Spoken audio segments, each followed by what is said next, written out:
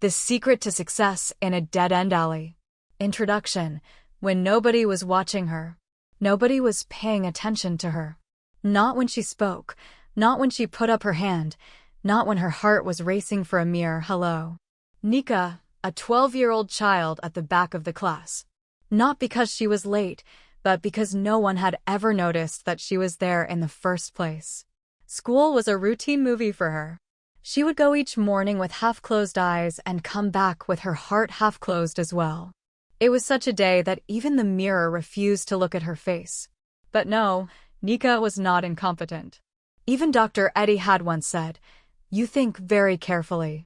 But thinking carefully when no one is listening is like yelling underwater. Nika had learned that it is better to stay quiet.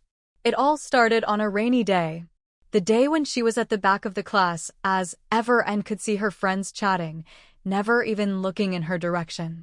His heart was so weighed down. So much so. Chapter 1. Nika and the Invisible Wall. Nika once again heard her friends laughing, unaware of what was going on.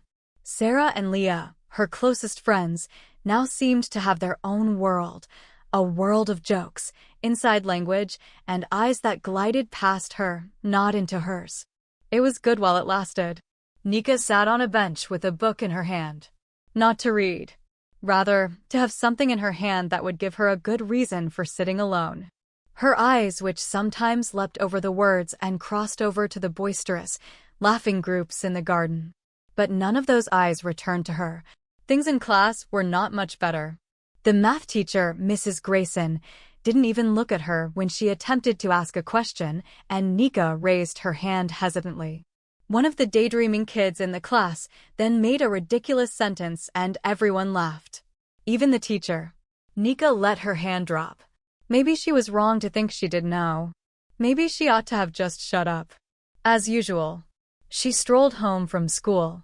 He could have gone directly home, but he did not want everyone to wonder why his family was not reporting that he was doing better. Because he had no answer except an insincere smile and an insincere, "I'm fine." He wanted to be heard, but he did not know how to let his voice be heard. And as he lost his footing on a wet leaf, his eyes fell on a street he had never seen before. Slim and old. Its nameplate littered the street. At the end of the alley, an iron door, rusty and deformed. Nika paused. Maybe this was like all those other alleys. Maybe not. He wanted a new adventure. Something that would at least get him out of this constant state of exhaustion. He took a step. He placed his foot on the first cobblestone of the alley. Leaves crunched beneath his foot, as if they were happy that finally someone stopped by. The rusty door was open a crack. He held out his hand. He made a sound. Strange sounds, the snort of a laugh of someone choking on a cough. Then a voice arrived. "Hey, come on," or "come on." "Yes, come on. But don't slip." Nika snorted. Was it a voice of someone? Or his own illusion? He slowly opened the door and, before he realized, was gazing at an anything but normal being. A fuzzy purple ball with floppy ears, large round glasses, and a crooked bow tie around his neck. The fuzzy creature was sitting in a wooden chair, and there was a notebook in his hand. With a very serious expression, he said, "Welcome. You are the first guest that, well, I did not invite it on purpose." Nika's jaw dropped. "You? What are you?" The creature smiled and said, "I am Musha, your own guide to your mind. With a slight technical glitch, of course." Chapter 2. Dead End and Meeting Musha. Nika stood there before the door, mouth open, eyes wide. Something similar to fear, similar to excitement, and similar to finally something new was fluttering in his chest. Musha jumped down. Or to be more precise, fell down. His head landed in an empty flower pot. Dirt was stirring. Nika couldn't help but laugh. "Wow, are you okay?" Musha smiled at her half-closed eyes. "If they made a mistake, it would have hurt. I wouldn't have any bones left." "Yes, I'm okay." Nika covered her mouth with her hand to stop herself from laughing, but couldn't. "What do you precisely are? Why did you come here?" Musha shrugged her small shoulders. "I'm a guide to success." I mean, sort of. I used to be a student myself. Then I had an idea. Every individual needs a mouse within. Nika's eyebrows rose. A guide to success? You? After that catastrophe you made a moment ago? Musha opened her book. On the first page it was written. Masha's Important Mistakes Notebook, edition number 47. Indeed, child. Success begins with mistakes. If you do not make mistakes, you will not learn anything. Come and sit, tell me your story. Why are you so sad and white? Nika's reluctance. But Masha's soft and strange look was somehow safe. She took a seat in the chair across from her and talked out loud for the first time. I'm not noticed. Not at school, not by my friends. I'm invisible. I don't even know what I'm guilty of. Masha cried out with joy. Ahaya. Spasibo. Nika was surprised. What's great? That nobody notices me. No, it's great that you finally opened your mouth about what's happening in your heart. This is the beginning. People won't change if they think they don't have issues. But you did consent. There is something wrong. This is the beginning. Nika spoke softly. So what do I have to do now? Masha took a goofy hat from behind a disorganized closet and put it on Nika's head. Before you need to empty your mind of can'ts. The mind is a room. If it's full of trash, you can't store anything new in it. Come on, let's exercise together. Masha opened his notebook. Exercise 1. Celebrate making mistakes. Nika was surprised. Celebration? For mistakes? Ah. In every mistake there is a lesson. Only if you are looking for it. Come on, tell me how your day was. What did you do wrong? Nika thought. Maybe I raised my hand in class and it was a mistake. Excellent. Now put into words. Today I took the strength to speak, though I was not heard. It is a practice of strength. Nika took the pen and wrote. It was pleasant. Maybe for the first time his mistake was pardonable. Musha declared. You're ready to open your mind, Nika. But beware, the path to success isn't smooth. For the most part, it is a blind alley. And he pointed at the door with his little finger. But others are able to open that alley in their own minds. Such as you.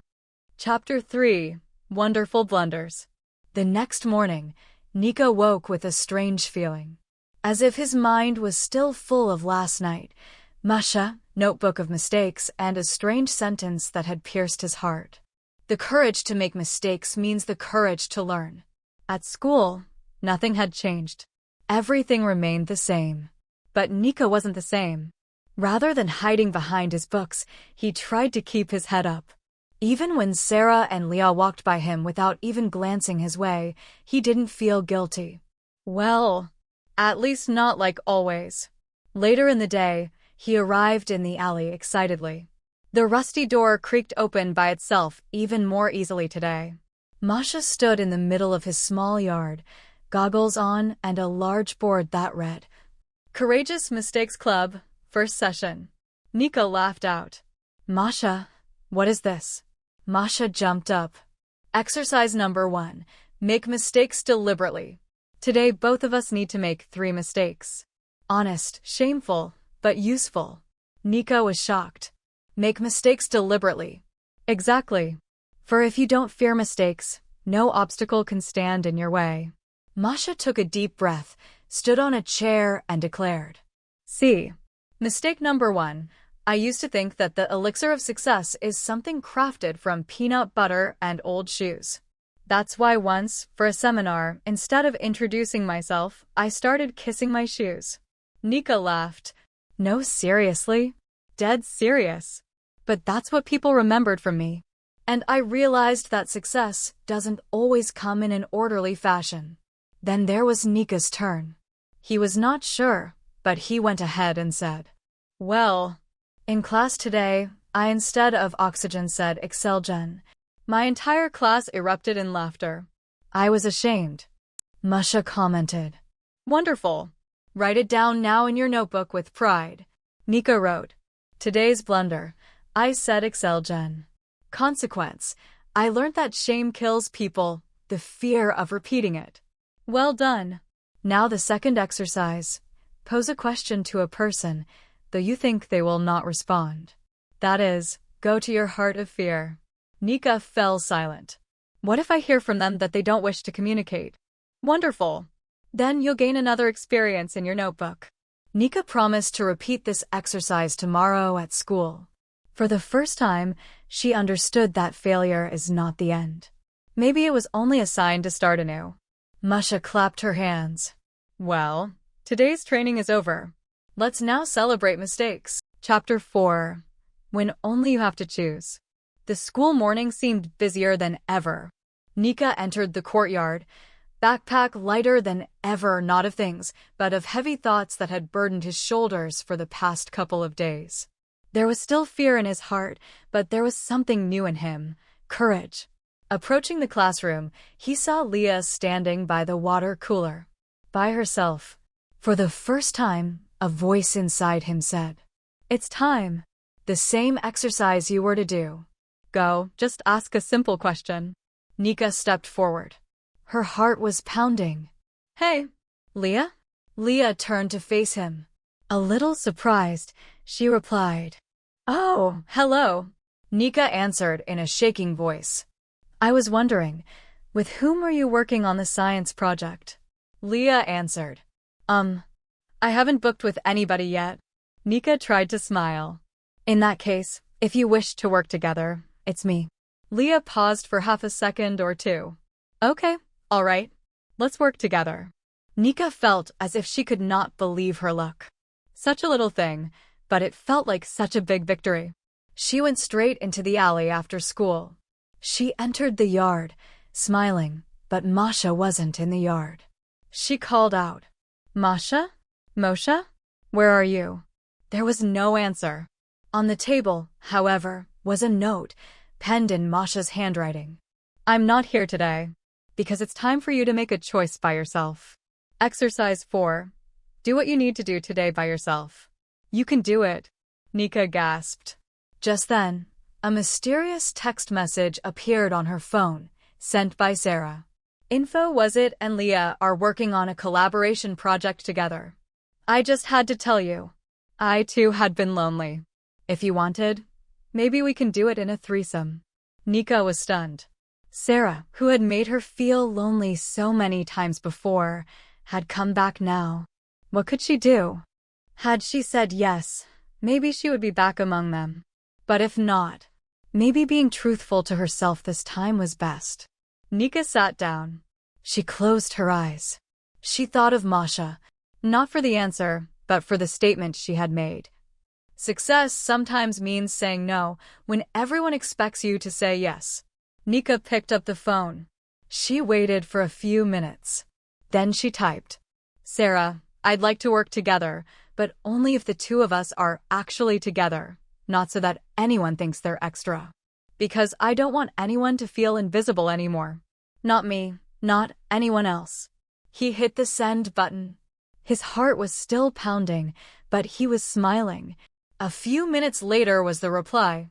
"Sorry if I made you feel like that. Let's start over." "The three of us." Nika raised her head. It was warm, but there was a soft breeze caressing her face. Musha sprang out from the concealment behind the tree, khaki, smiling. "It was great. Well done for deciding yourself." Nika answered. "But you mentioned practice, not exams." Musha blinked. Sometimes real practice, the exams which life takes secretly away from you. Nika laughed loudly. "And my grade, what was it?" "Infinity, because you dared to be yourself." Chapter 5. When you become your own guide. A week had passed.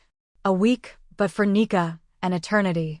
Nothing sensational had happened in this time, nothing miraculous. There had simply been one thing that had altered, Nika's attitude toward herself. The work with Leah and Sarah was going well. They even laughed together, something Nika thought might be possible only in the movies. It was not all yet, but Nika did not look for perfection anymore. He was looking for real things. One day in school, when Nika entered the alley, she discovered Musha sitting at his desk with a grave expression. He was wearing smoky glasses and a card pinned to his chest. Official advisor to successful mistakes. Nika laughed. What game are we playing today? Musha answered. You're not playing today. Today we have only one guest, who is similar to you on her first day. A curly-haired, shy-eyed girl aged 10 came out behind the door. Musha said. Her name is Nadia. She is discontented with the world today. Do you think you can do anything to make it better for her? Nika was taken aback. Me? Am I a coach? You're not a guide. But you have something better than guides, real experience. Nika approached Nadia. Hi. Do you want to listen to a story about me? When I was invisible and nobody loved me. Nadia nodded slowly. Nika sat. He started with the first day he spotted Musha, with the mistakes, with the notebook, with the time he wanted to run away but stayed. Nadia listened carefully. Then he said softly, So, committing mistakes is not bad? Nika smiled. Errors are the world's best. Just don't run away from them. Do something. Even little. Musha grumbled to himself. I warned you, Nika. You were your own guide. I was only a reminder. Nika stood up to him. So now you'll be going away? Musha massaged her head. Maybe. Or maybe I just need to come less often. Because when one can accept a mistake, he no longer requires fantasy creatures. He just needs to remind himself every now and then that enough is enough. Move on. Nadia had spoken. May I have a notebook like yours? Nika took out one of her old notebooks from her backpack. Take this. And write. Every mistake is a story. You just have to be brave enough to read it. They both laughed. Musha slowly backed away, disappearing into the sunlight. Nika looked up at the sky. She was no longer waiting for someone to save her, because she had discovered herself. The end. Conclusion. You are the hero of your own story. If you've reached this point in the story, it's because you saw something in Nika that was familiar to you. Maybe doubt, maybe loneliness, or maybe a small heart that is looking for a true friend. But mostly maybe you, like Nika, have felt somewhere within you that you can change, even if you don't know how yet. Nika discovered on this trip that failure is not the nemesis of success. It's her sister. To fail is to attempt. It's to step into the arena of life instead of sitting on the bench as a spectator. And above all, she discovered that you do not always require someone to run in and save you. Occasionally, all you require is to take your hand and to say, I'm not perfect yet, but I'm moving forward. You don't have to be perfect either. You don't have to be all-knowing. You just have to take a step, then another one. And if you fall, stand up, pull out your notebook and write. I learned. And then there's a Musha in all of our heads, sometimes babbling, sometimes silent, sometimes riddled with mistakes. But if you learn to communicate with it, then you're kinder to yourself. And that's where the magic begins. So, it's your turn now. Now how is your story going to continue? Written by Rayhana Rizzoli.